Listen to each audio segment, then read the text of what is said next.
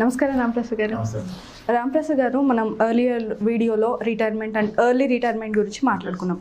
ఏ retirement అయినా కూడా corpus అనేది ఎంతవరకు అక్యుములేట్ చేసుకోవాలంటారు? కార్పస్ ముందే ఒక అండర్స్టాండింగ్ ఉండాలి మనకి. ఓకే, ఫస్ట్ రిటైర్మెంట్ ఎప్పుడు 40 ఏళ్ళకా, 50 ఏళ్ళకా, 60 ఏళ్ళకా, దెన్ అప్పుడు ఎంత కార్పస్ కావాలి. ఎంత కార్పస్ కావాలంటే 2 విషయాల మీద డిపెండ్ ఉంటుంది. ఒకటి, కార్పస్ ఎంత కావాలనేది ప్రైమరీ, అప్పుడు మీకు నెలకు ఎంత ఖర్చులు కావాలి అది కదా, దాన్ని బట్టి కదా corpus. And second question, post retirement మీరు ఎన్ని ఏళ్ళు బ్రతుకుతారు, మీ జీవితకాలం ఎంత ఉంటుంది, ఆ రెండు ఉండాలి కదా. ఓకే, ఇప్పుడు టూర్కి వెళ్తే 10 days టూర్కి వెళ్తే 10 days సరిపడా ఫుడ్ పెట్టుకోవాలి. 5 daysకి పెట్టుకుంటే 5 days ఇంకా ఉపవాసం ఉండాల్సిందే కదా. 5 days ఉపవాసం ఉంటే మనిషి ఉంటాడు కదా. ఓకే, అందుకనే ఏమంటారంటే they is saying, when you are young you can live without money. Money లేకపోయినా when you are young you can manage things. When you are old you can't be without money, you can't be there. Okay, so first of all first తెలుసుకోవాల్సింది post retirement నాకు ఎంత ఖర్చు అవుతుంది. Okay, టిపికల్గా మనం ఒక example తీసుకుందాం. Okay, 35 years old person working in IT, having a decent salary. Okay, ఒక 80,000 salary అనుకోండి. 80,000 ఇస్ నాట్ డీసెంట్ టుడే, చాలా గుడ్ సాలరీస్ ఉన్నాయి. సో ఒక 80,000-70,000 సాలరీ ఉంది. ఓకే, లేదా వైఫ్ అండ్ హస్బెండ్ వర్కింగ్ అనుకోండి, 1,00,000 సాలరీ ఉంది ఒక మంత్. సో ఇప్పుడు ఆయనకి ఓన్ హౌస్ ఉంది ఆల్రెడీ. ఓన్ హౌస్ అంటే లోన్లో తీసుకున్నాడు, లోన్ హౌసే, ఓన్ హౌస్ కాదు, బట్ సమ్హౌ హౌస్ అయితే ఉంది కదా, లోన్ కొన్నాళ్ళ క్లోజ్ అయిపోద్ది కదా. ఓకే, సో ఇప్పుడు ఎంత ఖర్చు అవుతుంది ఆయనకి. ఓకే, అంటే చెప్తారు టిపికల్గా 25,000 అవుతుంది సార్, 20,000, 25,000 అవుతుంది అంటారు. కానీ నిజానికి 30,000-35,000 అవుతుంది అనుకున్న దానికంటే ఎక్కువే. ఎందుకంటే మంత్లీ ఎక్స్పెన్సెస్ చెప్తున్నప్పుడు మంత్లీ ఎక్స్పెన్సెస్ కరెక్ట్, కానీ అకేషనల్ ఎక్స్పెన్సెస్ మీరు ఫ్యాక్టర్ చేయరు. మధ్యలో వచ్చే ఫెస్టివల్స్, షాపింగ్, రిలేటివ్స్కి, ఫ్రెండ్స్కి ఇచ్చే గిఫ్ట్స్, ఇంకెవరైనా డిపెండెన్స్ ఉంటే వాళ్ళకి సపోర్ట్ చేయాల్సి వస్తుంది. ఏమన్నా ఎవరికైనా ఎమర్జెన్సీస్, మెడికల్ ఎమర్జెన్సీస్ కాస్త స్పాన్సర్ చేయాల్సి వస్తుంది. అవన్నీ చేస్తే మీరు చెప్పిన మంత్లీ 25,000 కాకుండా ఎడిషనల్గా ఇయర్లీ ఒక 1 lakh అవుతుంది మీకు. ఇయర్లీ షాపింగ్, ఫెస్టివల్స్, ట్రావెల్ అంతా కలుపుకుంటే కదా. అంటే నెలకి ఇంకో 8 నుంచి 10,000 పెరిగిపోయింది కదా. అంటే మీరు 25,000 అనుకుంటే మీకు ఇప్పుడు అవుతుంది 35,000 ఖర్చు. మరి దీని రిటైర్మెంట్కి స్టాండర్డ్ రిటైర్మెంట్ 60 తీసుకోండి. సో ఈరోజు 30,000 ఖర్చు అవుతే మీకు 60,000 వచ్చినప్పుడు ఎంత ఖర్చు అవుతుంది మీరు ఎంత అనుకుంటున్నారు? దానికి మించి డబుల్ అవుతుంది అనుకుంటున్నారు. ఓకే, అంటే డబుల్ అంటే ఎంత అవుతుంది? ఈరోజు 30,000 అంటే 60 అవుతుంది అనుకుంటున్నారు. ఓకే, కొంతమంది ఏమంటారంటే వేరే లాజిక్ ఉంటుంది వాళ్ళ దగ్గర. సార్ రిటైర్మెంట్ అయినాక నేను హైదరాబాద్లో ఉన్నాను సార్, మా ఊరు వెళ్ళిపోతాను. ఓకే, పిల్లలు ఉంటే ఖర్చులు, పిల్లలు అయితే ఏం ఖర్చు ఉంటాయి సార్, మేము ఈ 30,000-50,000లోనే మేనేజ్ చేస్తాం సార్, 60,000-70,000 అవుదంటారు. ఓకే, లేకపోతే ఏమంటారంటే అది ఎలా చెప్పగలుగుతాం సార్, అప్పుడు ఖర్చులు చెప్పలేం కదా, హెల్త్ బాగోకపోతే ఎక్కువైంది అంటారు. అలా కాదు, ప్రతి ఒక్కళ్ళు వాళ్ళ ఎక్స్పెన్సెస్ చెప్పగలుగుతారు. ఎందుకంటే ఈరోజు కనుక మీకు 30,000 రూపాయలు ఖర్చు అయితే మీరు ఫస్ట్ ఐడెంటిఫై చేస్తుంది 10 years బ్యాక్ మీకు ఎంత ఖర్చింది. 10 ఏళ్ల క్రితం మీరు ఇదే ఇంట్లో రెంట్కి ఉండి, ఇదే పిల్లలతో ఉండి, ఇదే లొకేషన్లో ఉన్నట్లయితే మీకు నెలకి ప్రాబబ్లీ 15,000 అయ్యేది. ఆ 15,000 కాస్త ఈరోజు 30,000కి పెరిగింది. 30,000కి ఎందుకు పెరిగిందంటే ప్రతి నిత్యావసర వస్తువు ధర కూడా డబుల్ అయిపోయింది. మీ రెంట్ డబుల్ అయింది, ఓన్ హౌస్ అయితే రెంట్ ఉండదు, రెంటెడ్ హౌస్ అయితే రెంట్ డబుల్ అయింది, మీరు కొంటున్న గ్రాసరీస్ డబుల్ అయినాయి, fruits and vegetables price double అయింది. Okay, services like salon services కానీ, whatever DTH services, house maid services అన్నిటి ప్రైస్ డబుల్ అయింది. సో ఆబ్వియస్గా మీ ప్రాబల్యం ఏమీ లేకుండా దానికి అదిగా మీ ఖర్చు 10 ఏళ్ళకి రెట్టింపు అవుతుంది. ఎప్పుడు మీరు ఎలా జీవిస్తున్నారో అలాగే జీవిస్తే డబుల్ అవుతుంది. కానీ మీరు అప్గ్రేడ్ చేస్తారుగా, శాలరీ పెరిగితే 2-wheeler to 4-wheeler, లేదంటే ఇంకా బిగ్గర్ హౌస్, విల్లా, కమ్యూనిటీకి వెళ్ళినప్పుడు ప్రాబబ్లీ మీ అక్కడ మెయింటెనెన్స్ చాలా ఎక్కువైపోతుంది. So same standard of life style lead చేస్తే కూడాను 10 yearsకి మీ ఖర్చులు రెట్టింపు అవుతాయి. డన్. ఫస్ట్ ఇప్పుడు ఈ లాజిక్ పట్టుకొని వెళ్తే ఇప్పుడు కనుక 35 yearsలో మీకు 30,000 అయితే 45 yearsకి మీకు 60,000 అవుతుంది. 55 yearsకి మీకు ఎంత అవుతుంది అనుకున్నారు మీరు చెప్పండి? అదే 30,000 అవుతుంది. 30 ఎందుకు డబుల్ అవుతుంది కదా, 10 yearsకి డబుల్ అవుతుంది కదా. అందరు ఇదే చేస్తారు మిస్టేక్, అంటే భయపడతారు అంత ఎందుకు అవుతుందని చెప్పి 30,000 కలుపుతున్నారు. 10 yearsకి డబుల్ ఖచ్చితంగా అవుతుంది. 55 yearsకి మీకు 1,20,000 అవుతుంది. అండ్ 65 yearsకి మీకు 2,40,000 అవుతుంది. ఇక్కడ అందరికీ తేడా కొట్టేస్తుంది. అసలు 2 లక్షలు ఎందుకు అవుతుంది, అవదు, మీరు చెప్తుంది అబద్ధం అని ఫిక్స్ అయిపోతారు. ఓకే, ఫర్ దిస్ నేను అందరికీ ఒక ఎక్సర్సైజ్ చేపిస్తాను. అంటే let us we should know the realistic figures కదా. ఓకే, నేను అందరినీ ఫస్ట్ అడిగే ప్రశ్న ఏంటంటే ఇక్కడ నుంచి ఒక 30 ఏళ్ళు వెనక్కి వెళ్ళండి, 30 years బ్యాక్ వెళ్ళండి, అంటే ప్రాబబ్లీ 1990. ఇప్పుడు ఒకసారి మీ అమ్మగారు నాన్నగారిని అడగండి 1990లో మీకు ఇంట్లోకి ఎంత ఖర్చు అయింది, అప్పుడు ఆయనకి 2-3 పిల్లలు ఉన్నారు కదా అని అడగండి అని చెప్తాను. లేదంటే మీరు చెప్పండి అంటాను. అందరూ వెంటనే ఫట్టుమని చెప్పేస్తారు. అప్పుడు ఎక్కడ సార్, అప్పుడు 4,000 3,000 ఉంటే ఎక్కువ సార్, చాలా బాగా బతికేసి ఉంటారు. కొన్నిసార్లు వాళ్ళ పేరెంట్స్ వస్తారు పిల్లలతో పాటుగా, వీళ్ళు కూడా 4,000 అయిందంటారు. నేను చెప్తాను, కొంతమంది 5-6 వేలు చెప్తారు. అప్పుడు ఎంత సార్ 5-6 వేలు అంటారు. నేను అంటాను, సార్ మీరు 1990లో ఉన్న ఐఏఎస్ ఆఫీసర్ అంటాడు. కాదు సార్, నేను సో డిపార్ట్మెంట్లో చేశాను సార్ అంటాడు. మరి ఎందుకంటే అప్పుడు 6-7 వేలు సాలరీలు కలెక్టర్స్కి ఉన్నాయి సార్, మిగిలిన వాళ్ళకి లేవంటాను. లేదు సార్ అంటాడు. నేను అప్పుడు అడుగుతాను, సార్ మీ శాలరీ ఎంత అని. ఇప్పుడు ఆయన నిజానికి వస్తాడు, సార్ అప్పుడు నా శాలరీ 940 రూపీస్ సార్ అంటాడు. మరి ఎలా 3,000 ఎలా ఖర్చు పెట్టారు మీరు 940 ఉంటే? ఎందుకంటే మోస్ట్ ఆఫ్ ది ఈ పొజిషన్స్లో 1990లో starting salaries like teacher, police constable, forest guard, వీళ్ళందరికీ బేసిక్ శాలరీలు 360 రూపాయలు. అలవెన్స్లు అన్నీ కలిపితే 700-800 వచ్చేది సీనియారిటీ మీద. అంటే యావరేజ్గా ఒక గవర్నమెంట్ ఎంప్లాయీ ఇన్కమే పర్ మంత్ 1,000 రూపాయలు. 1,000 రూపాయలు ఉన్న అతను 3,000 ఖర్చు పెడతాడండి కదా. సో అప్పుడు హార్డ్లీ 500 రూపీస్ పర్ మంత్ ఖర్చు పెట్టుకున్నారు. లేదా ఆయన హయ్యర్ సైడ్ 1,000 రూపాయలు ఖర్చు పెట్టారు అనుకోండి, అంతకుమించి పెట్టే ప్రసక్తే లేదు 1990లో. మరి ఇప్పుడు 30 years గడిచాక మీ పేరెంట్స్ ఇద్దరు రిటైర్డ్ అయిపోయారు, వాళ్ళ పిల్లలు సెటిల్ అయిపోయారు, వాళ్ళిద్దరు ఊర్లో అదే అంటున్నారు. ఇప్పుడు ఎంత అవుతుంది ఖర్చు నెలకి? వాళ్ళకి ఎంత అవుతుంది? 3 or 4 times ఎక్కువ. ఒక ఫిగర్ అనుకుంటే ఎంత అవుతుంది? యావరేజ్గా ఒక 10,000 పడుతుంది. వైఫ్ అండ్ హస్బెండ్ కంఫర్ట్గా వాళ్ళు అనుకున్నది తినాలి, అనుకున్నట్టుగా ఉండాలి అంటే మెడికల్ ఎక్స్పెన్సెస్ లేకపోతే కూడా 10,000 అవుతుంది. అంటే ఇప్పుడు ఏం జరిగింది ఈ కేసులో? 1,000 రూపాయలు for the entire family, 2-3 kids, wife, husband, వాళ్ళ పేరెంట్స్ ఉంటే 1,000 రూపాయలు అద్భుతంగా బ్రతికేశారు. ఈరోజు ఇద్దరు బ్రతకాలంటే 10,000 అవసరం పడింది. This all in the span of 30 years. ఇది ఏ బుక్ నుంచి మనం తీసుకోవట్లేదు, దిస్ అవర్ ఓన్ లైఫ్. మరి అదే రూల్ మనకు అప్లై కదా అవుతుంది.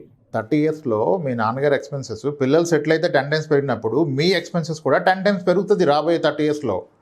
అంటే ఈరోజు 30,000 ఖర్చు అయితే 30 సంవత్సరాల తర్వాత మీ పిల్లలు సెటిల్ అయితే మీకు నెలకి 3 లక్షలు ఖర్చు అవుతుంది. నెలకి 3 లక్షలు. మనమేమో అన్ని పాలసీలు గడేస్తున్నాం, సంవత్సరానికి 2 లక్షలు, 1,00,000, 3 లక్షలు వస్తుందని. కానీ నెలకి 3 లక్షలు అవుతుంది. Probably 30 years back kilo rice 5 rupees ఉంది. ఆ రోజు ఎవరు ఎక్స్పెక్ట్ చేయలేదు 50 రూపాయలు అవుతుందని. ఇప్పుడు 50 రూపాయలు అయింది కదా, అంటే అది 10 times పెరిగింది. మరి సేమ్ రూల్ అప్లై చేస్తే 30 years down the line kilo rice 500 rupees అవుతుంది. ఇప్పుడు ఎవరు నమ్మరు, ఆ రోజు నమ్మించాల్సిన అవసరం లేదు. Okay, so first of all every 30 yearsకి మీ ఎక్స్పెన్సెస్ 10 times పెరుగుతాయి. సో ఆ రూల్ పట్టుకొని టిపికల్గా 35 or 30 years ఉంటే 30 years తర్వాత ఇప్పుడు 20,000 ఖర్చు అయితే కూడా అప్పుడు 2 లక్షలు నెలకు అవుతుంది. అంటే మీకు కావాల్సిన సంవత్సరానికి 24 లక్షలు. ఓకే, లేకపోతే ఏం చేస్తారు, అందరు అటల్ పెన్షన్ యోజనలో 5,000 వస్తుందని కడతాడు, ఇంకేవో కట్టేస్తాడు. ఎల్ఐసి పాలసీలు కడితే, ఇన్సూరెన్స్ పాలసీలు కట్టేస్తే పోస్ట్ రిటైర్మెంట్ సంవత్సరానికి 2 లక్షలు వస్తుంది అనుకుంటాడు. నిజానికి వస్తుంది, అవి గ్యారంటీడ్ ప్రొడక్ట్స్ ఇస్తాయి. కానీ 2 లక్షలు సంవత్సరానికి వస్తే నీకు నెలకి 2 లక్షలు ఖర్చు అయితే ఎలా? అది కదా. So first of all post retirement మీకు సంవత్సరానికి ఎంత ఖర్చు అవుద్ది, నెలకి ఎంత ఖర్చు అవుతుంది, సంవత్సరానికి ఎంత ఖర్చు అవుతుంది, ఇది first point. Next most important point ఏంటంటే అందరూ మిస్లీడ్ అయ్యేది, 60 ఏళ్ళ తర్వాత ఎన్ని ఇయర్స్ బ్రతుకుతారు మీరు? మీరైతే ఎంత అనుకున్నారు? లైఫ్ ఎక్స్పెక్టెన్సీ ఎంత ఉంటుంది? 60 ఏళ్ళు దాటిన వ్యక్తి ఎన్ని ఇయర్స్ బ్రతుకుతాడు? మనం చెప్పుకునేదే 60 to 65 కదండి. 60 ఏళ్ళు దాటిన తర్వాత అంటే ఒక 5 years. 5 years అంటారు. అంటే ఇప్పుడు 65 వాళ్ళు ఎవరు ఉండకూడదు ఇక్కడ. అలా అని కాదు, బట్ అంటే రీజన్ ఏంటి? 60 ఏళ్ళే ఉండడానికి గల రీజన్ ఏంటి? వర్క్ స్ట్రెస్ కావచ్చు, పొల్యూషన్ కావచ్చు, హెల్త్ ఇష్యూస్ కావచ్చు, ఇప్పుడు ఉన్న సిచ్యుయేషన్స్ కావచ్చు. ఎస్, సో డిసీజెస్ బాగా పెరిగిపోయాయి, హైలీ పొల్యూషన్ ఎన్విరాన్మెంట్కి వచ్చేసాము, విపరీతమైన వర్క్ ప్రెజర్ ఉంది. కాబట్టి అంత 70 ఏళ్ళు 80 ఏళ్ళు ఉండే అవకాశం లేదనుకున్నారు. This is the biggest misconception people are having. Reality ఏంటంటే జస్ట్ గూగుల్లో టైప్ చేయండి life expectancy of Indians life expectancy అని కొట్టండి. Which is from the government site నుంచి, WHO నుంచి మీకు స్టాటిస్టిక్స్ వస్తాయి. 1960లో యావరేజ్ లైఫ్ ఎక్స్పెక్టెన్సీ 40 years. 1960లో ఇండియన్స్ యొక్క యావరేజ్ లైఫ్ ఎక్స్పెక్టెన్సీ 40 years. 2000 నాటికి అది 60కి వచ్చింది. Today we are at 70 years. అంటే ఏం జరుగుతుంది? Graph slowly it's going up. అంటే ఇంకొక 20 ఏళ్ళు పోతే ఇప్పుడున్న లైఫ్ ఎక్స్పెక్టెన్సీ 70 కాస్త 80 అవుతుంది. వెనేసే యావరేజ్ లైఫ్ ఎక్స్పెక్టెన్సీ అంటే ఏంటి? అందరూ 80 ఏళ్ళు బ్రతారని కాదు, ఉన్న 100 మందిలో 50 మంది 80 ఏళ్ళు బ్రతుకుతారు. ఇంకొక 25 మంది 80 ఏళ్ళ కన్నా ఒక 10 ఏళ్ళు ఎక్కువ బ్రతుకుతారు. 25 మంది 10 ఏళ్ళు తక్కువ బ్రతుకుతారు. మరి మీరు రిటైర్మెంట్ ప్లాన్ చేస్తే బెస్ట్ కదా ప్లాన్ చేయాల్సింది. ఈరోజు యావరేజ్ లైఫ్ ఎక్స్పెక్టెన్సీ 70 ఇయర్స్ ఉంది. వీతన్ రిటైర్మెంట్కి వెళ్ళే నాటికి యావరేజ్ లైఫ్ ఎక్స్పెక్టెన్సీ 80-82కి వెళ్తుంది. ఇప్పుడు మీరు లైఫ్ ఎక్స్పెక్టెన్సీ ఆఫ్ యూరోప్ కానీ యూఎస్ కానీ కొడితే దే ఆర్ ఎట్ 80-81. కాబట్టి most of the people live beyond 90 there. అంటే రాబోయే 20 ఏళ్ళలో మనం కూడా ఆ స్టేజ్కి వెళ్ళిపోతాం. సో ఇది ఎలా పాసిబుల్ అండి? కంప్లీట్ రాంగ్ మీరు చెప్తుంది. ఎవరు బ్రతకరు జబ్బులు అంటే yes, I will tell you some facts. ఇప్పుడు చూడండి, తెలుగు స్టేట్స్లో కొన్ని లక్షల మంది డయాలసిస్ పేషెంట్స్ ఉన్నారు. They are living the regular routine life lead చేస్తున్నారు. ప్రొసీజర్కి వెళ్తారు, వస్తారు, బేస్డ్ ఆన్ ది కండిషన్ బట్టి weekly monthly whatever it is. మరి ఆ డయాలసిస్ అనే ఒక ప్రొసీజర్ లేకపోతే ఈ లక్షల మంది ఎక్కడ ఉంటారు? ఉండరు కదా. అంటే మెడికల్ అడ్వాన్స్మెంట్ వలన వాళ్ళు they are able to survive their life. Similarly ఇప్పుడు చాలా ఆర్గనైజేషన్లో బిలో 40 ఇయర్స్ వాళ్ళకి హార్ట్ ఇష్యూస్ వచ్చి స్టంట్ అయింది అంటున్నారు. మరి ఆ స్టంట్ అనే ప్రొసీజర్ లేకపోతే వీళ్ళు ఎవరు ఉండరు, వేరే వాళ్ళకి జాబ్ వచ్చేసేది. ఈ స్టంట్ అయిన వ్యక్తి ఏం చేస్తాడు? నెక్స్ట్ డే 2 డేస్లో డిశ్చార్జ్, 1 వీక్లో వాకింగ్ స్టార్ట్ చేస్తాడు. డైలీ మార్నింగ్ ఇడ్లీయే తింటాడు. వాళ్ళ వైఫ్ ఆయిల్ వండదు, ఆయనకి ఆయిల్ లేకుండా ఫుడ్ చేసి పెడుతుంది. ఈయన రెగ్యులర్ వాకింగ్ చేసి ఇంకా హెల్దీ అయిపోతాడు. అంకుల్లాగా ఉన్నాడు, అబ్బాయిలాగా అయిపోతాడు. యాక్చువల్గా స్టంట్ అవడం వల్ల హెల్దీ అయిపోతాడు. అంటే ఈ will come to regular track వచ్చేస్తున్నాడు. ఇంకా అదే ఆ ప్రొసీజర్ లేకపోతే, ఆ టెక్నాలజీ డెవలప్ అవ్వకపోతే, అంటే డిసీజెస్ రావని ఎక్కడా చెప్పట్లేదు. ఎన్ని డిసీజెస్ వచ్చినా డెత్ రాదు. టెక్నాలజీ ఎంత పెరిగింది, హెల్త్ కేర్ టెక్నాలజీ. సో మన తాతలు అందరూ చనిపోతే కాజ్ ఆఫ్ డెత్ తెలియదు, ఎందుకంటే ఆ రోజు డిసీజెస్ ఉన్నాయి కానీ డయాగ్నోసిస్ లేదు. ఈరోజు ప్రతి డిసీజ్కి డయాగ్నోసిస్ వచ్చింది, ర్యాండమ్ చెకప్స్ వచ్చినాయి, మాస్టర్ చెకప్స్ వచ్చినాయి. We are identifying.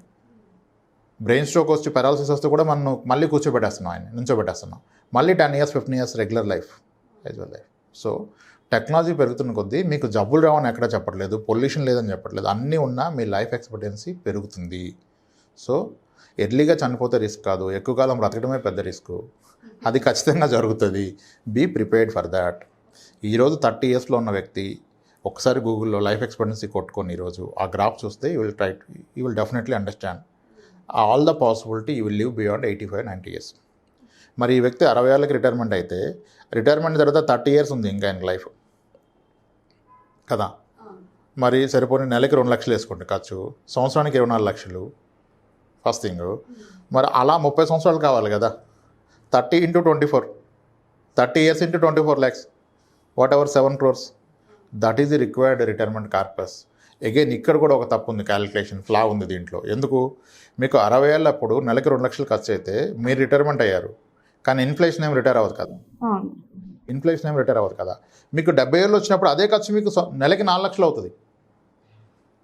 సో ఇది వింటే భయం వేస్తుంది. కానీ దీన్ని ఎలా ట్యాకిల్ చేస్తాం? How do we plan our retirement అంటే that will only happen when you do a proper financial planning. So ఎలాంటి పారామీటర్స్ ఉంటాయి మెయిన్లీ? That's what. ఇప్పుడు ప్రాబుల్ మంత్లీ ఎక్స్పెన్సెస్ ఎంత, విత్ దట్ ఇయర్లీ ఎంత, అండ్ లైఫ్ ఎక్స్పెక్టెన్సీ ఎన్ని years ఉంటుంది post retirement. మళ్ళీ ఆ ఇయర్స్లో కూడా ఇన్ఫ్లేషన్ పెరుగుతుంది కదా, దాన్ని కూడా ఫ్యాక్టర్ చేసి ఇప్పుడు అంత అమౌంట్, ఇప్పుడు మంత్లీ 2 lakhs కావాలి అంటే అక్కడి నుంచి 60 ఇయర్స్ నుంచి 65-70 ఇయర్స్ వరకు మంత్లీ 2 lakhs రావాలి గ్యారంటీడ్ ఇన్కమ్. మీరు 70 రాగానే ప్రాబ్లీ మంత్లీ 3 lakhs 4 lakhs రావాలి. 80కి వచ్చినప్పుడు మళ్ళీ ఇది పెరగాలి, మళ్ళీ 4-8 అవ్వాలి. సో అటువంటి సొల్యూషన్ డిఫైన్ చేసుకోవాలి. ఇప్పుడు చాలామంది రిటైర్డ్ పీపుల్ ఉంటారు, అవగానే ఎస్ గ్యారంటీడ్ రిటర్న్ అంటే మనకి యాన్యుటీ ప్లాన్స్ ఉన్నాయి, ఎక్సలెంట్ ప్లాన్స్ ఉన్నాయి. ఇప్పుడు మనకి ఎల్ఐసిలో కానీ చాలా ఇన్సూరెన్స్ కంపెనీలో యాన్యుటీ ప్లాన్స్ ఉన్నాయి విచ్ ఇస్ గ్యారంటీడ్. అంటే ఇప్పుడు 5.1% నడుస్తుంది, అన్నిట్లో ఉన్నాయి. అంటే ఇంక లైఫ్ లాంగ్ 5.1% రిటర్న్ వస్తుంది. ఇప్పుడు ఈయనకి 50 లక్షలు ఉంది పెట్టాడు, నెలకు ఒక 22,000 వస్తుంది, ఇప్పుడు సరిపోతుంది. కానీ ఆయన జీవితకాలం అదే వస్తుంది కదా, మరొక 10 ఏళ్ళు పోతే సరిపోదు కదా. సో రిటైర్మెంట్ని యాన్యుటీ ద్వారా రిటైర్మెంట్ ప్లాన్ చేస్తే మీరు చేయాల్సింది డిఫర్డ్ యాన్యుటీ. డిఫర్డ్ యాన్యుటీ అంటే మీ దగ్గర 50 లక్షలు ఉంటే ఫస్ట్ 10 ఇయర్స్ వరకేమో ఇమీడియట్ యాన్యుటీ ఏమో ఒక 15 lakhs పెట్టండి, 20 lakhs పెట్టండి. ఇంకొక 10 lakhsని 10 ఇయర్స్ తర్వాత దాని యాన్యుటీ స్టార్ట్ అవ్వాలి. అంటే అప్పటికల్లా అది పెరిగి అక్కడ యాన్యుటీ. నెక్స్ట్ మళ్ళీ 10 ఇయర్స్ తర్వాత ఇంకొక ఫండ్ యాన్యుటీ. అంటే మీ ఒక ఇన్కమ్ అనేది గ్రోయింగ్ యాన్యుటీ ఉండాలి. సో సొల్యూషన్ ఎప్పుడు కూడా ఇన్ఫ్లేషన్ ఫ్యాక్టర్ చేసి గ్రోయింగ్ యాన్యుటీ తీసుకోవాలి. సో కాబట్టి ఇప్పుడు అంటే పీపుల్ విల్ హ్యావ్, కొంతమంది యాన్యుటీకి వెళ్ళరు, దే హ్యావ్ రెంటల్ ఇన్కమ్, దాన్ని ఫ్యాక్టర్ చేసుకోవాలి. అంటే ఎప్పుడైతే మీ ఎక్స్పెన్సెస్ 10 times పెరుగుతుందంటే మీకు వస్తున్న రెంట్ కూడా పెరుగుతుంది కదా. సో చాలా ఈజీ, అంటే అంత భయపడాల్సిన అవసరం లేదు. This will only come when we put everything on paper. మీకున్న ఇన్కమ్ సోర్సెస్ ఏంటి, దీంట్లో గ్యారంటీగా మీరు ఏం చేయకపోయినా వచ్చే ఇన్కమ్ ఏమన్నా ఉందా, ఏం క్రియేట్ చేసుకున్నారు, దాన్ని బట్టి రిటైర్మెంట్ ప్లానింగ్. అంతేగాని రిటైర్మెంట్కి ఇంత కావాలి, నెలకు 5,000 పెడతాను, 10,000 పెడతాను, that's not the proper plan at all. So మీరు కూర్చొని ఈ పారామీటర్స్ అని అర్థం చేసుకోవాలి. ఇప్పుడు మనం చెప్పాము సార్ ఎవ్రీ 10 yearsకి డబుల్ అవుతుంది, ఇది ఎక్స్పీరియన్స్ అయ్యారు. మరి 10 yearsకి డబుల్ అయితే మీ 60 వరకు డబుల్ అవుదా అంటే అవసరం అంటాడు. ఎందుకు, పిల్లలు ఉండరు కదా సార్ అంటాడు. ఇప్పుడు పిల్లలు లేకపోతే మీ పేరెంట్స్కి 10 times అయినప్పుడు మీకు అవుతుంది కదా. ఎస్, అలా అని చెప్పి రిటైర్మెంట్ అయ్యాక మీ ఖర్చు తగ్గిపోతుందా? 10 ఏళ్ల క్రితం మీ అమ్మగారు వాళ్ళకి నెలకు 5,000 పంపారు, ఇప్పుడు వాళ్ళకి సరిపోవట్లేదని 10,000 పంపుతున్నారు అంటే దాని అర్థం ఏంటి? పోస్ట్ రిటైర్మెంట్ కూడా మీ ఖర్చులు పెరుగుతాయి. దాన్ని కూడా మీరు ట్యాకిల్ చేసుకోవాలి. అండ్ లైఫ్ ఎక్స్పెక్టెన్సీ అందరూ మిస్కన్సెప్షన్. 60 ఏళ్ళే, 65 ఏళ్ళే, నాకు బ్యాడ్ హ్యాబిట్స్ ఉన్నాయంటే ఎన్ని బ్యాడ్ హ్యాబిట్స్ ఉన్నాయి ఎక్కడికి పోరావు. ఎవడో 100లో 1000లో ఒకళ్ళు పోతారు, కానీ 20 to 30 years మనం ఎక్స్ట్రా పెట్టుకోవాల్సిందే. అంటే ఎక్స్ట్రా ఏం కాదు, యాక్చువల్ ఫిగర్సే. You need to spend time. ఇక్కడ ఎక్కడ ఎక్స్ట్రా బోనస్ అక్కర్లేదు. అసలు మీరు రియాలిటీ అర్థం చేసుకోండి. ఇప్పుడు నేను చెప్తే నమ్మొద్దు, అన్నీ గూగుల్లో చూసి నమ్ముతున్నారు కదా. దీన్ని కూడా గూగుల్లో అఫీషియల్ వెబ్సైట్లోకి వెళ్ళి లైఫ్ ఎక్స్పెక్టెన్సీ ఆఫ్ ఇండియన్స్ని కొట్టండి. అందరం తగ్గిపోతుంది అనుకున్నాం, కానీ అది రియాలిటీకి పెరుగుతుంది. ఒకసారి ఆన్ సైట్ వెళ్ళి వస్తారు ఐటీ వాళ్ళు, యూరోప్లో US టూర్ వెళ్ళి వస్తారు. అక్కడ వీళ్ళు చూస్తారు వీకెండ్ పబ్కి 90 years ఏజ్ ఉన్న కపుల్స్ వస్తారు. అంటే they are celebrating their pensioners retirement, హెల్తీగా ఉన్నారు. డెవలప్డ్ కంట్రీస్లో ఆల్రెడీ ఇప్పుడు 80 years average expectancy, 1992 quite common అయిపోయింది. డౌన్ ద లైన్ 20 yearsలో మనం కూడా డెవలప్డ్ ఎకానమీ అవుతాం ఖచ్చితంగాను. అప్పుడు మనం కూడా 90 years బ్రతుకుతాం కదా. సో అప్పుడు దానికి ప్రిపేర్ అవ్వాలి. బోనస్ ఏం లేదు, యాక్చువల్ ఫిగర్స్కే ప్రిపేర్ అవ్వండి. బట్ మీరు నోట్ లెక్క ఇలా అని చెప్పొద్దు, క్రాస్ చెక్ చేయండి.